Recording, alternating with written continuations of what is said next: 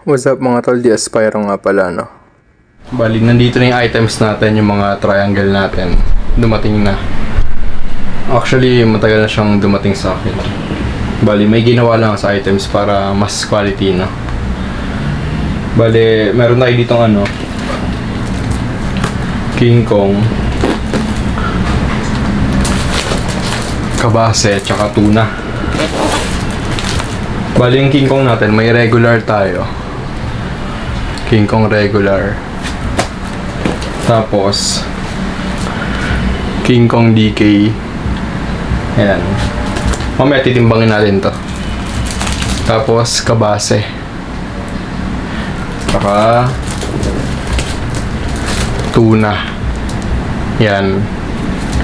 Bali yung plapla hindi pa hindi pa tapos. Ito pa lang yung mga available natin. Kaso yun nga, kung makikita nyo yung story ko, bali binayaran na agad tong isang rim ng King Kong DK, no?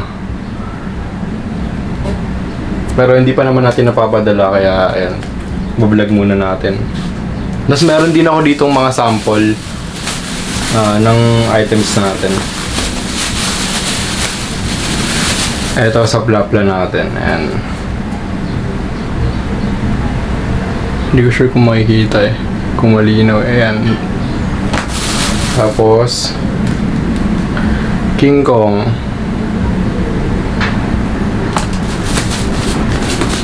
kabase, tapos tuna. Bali, timbangin na rin natin itong mga items natin, no? Pero wala tayo powder reveal kasi medyo makalat So yan, tatimbangan natin. Hindi ko lang sure kung makikita to.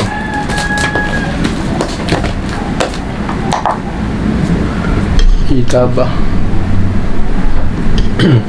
Simulan natin sa King Kong regular natin, no?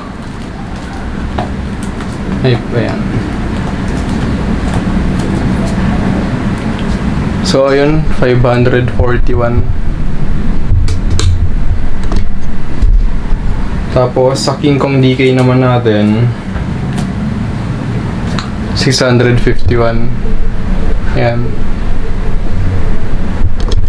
Tapos kabase 867. So itong mga kabase natin tsaka tuna, puro regular lang to. Sa King Kong lang tayo naglagay ng DK, no? Ito, tuna naman.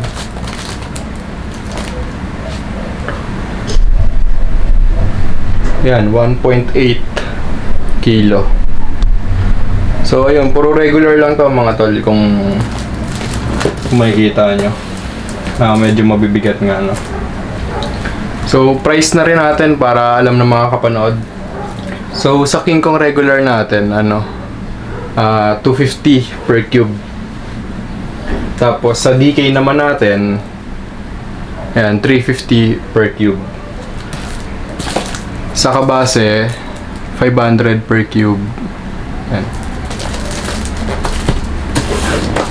Tapos sa tuna natin, 1K per cube. Ayan. So yung plapla natin baka siguro mga 800 per rim yung plapla natin. Meron din tayong DK version na ito. Siguro 11 mga ganun, 1112 ganun.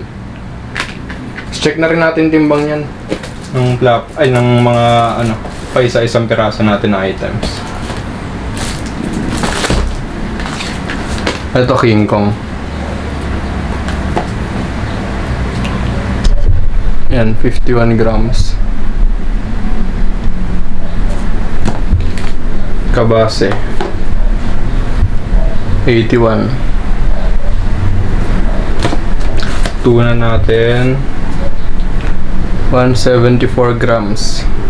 Yung plapla, di ko sure kung na to kung makukuha na ng timbangan to. Pero try natin. Yan, 12 grams. Regular lang to mga tol. So ayun, ulitin ko yung items natin na King Kong regular. Bali, 250 per cube. Sa DK King Kong, 350 per cube. Kabase regular, 500 per cube. Sa tuna, 1K per cube. Tapos sa plapla natin na regular, 800 per cube. Ay, per cube, per rim. Tapos sa DK na plapla natin, baka 1.1 or 1.2.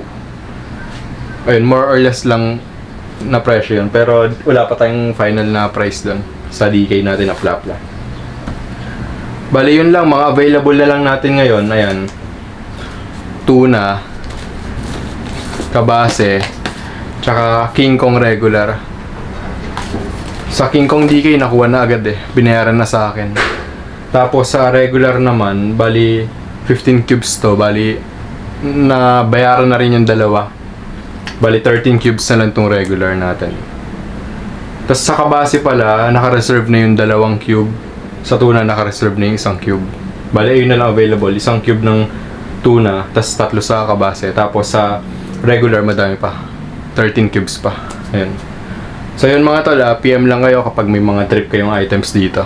Habol natin sa Shopee yan. Salamat.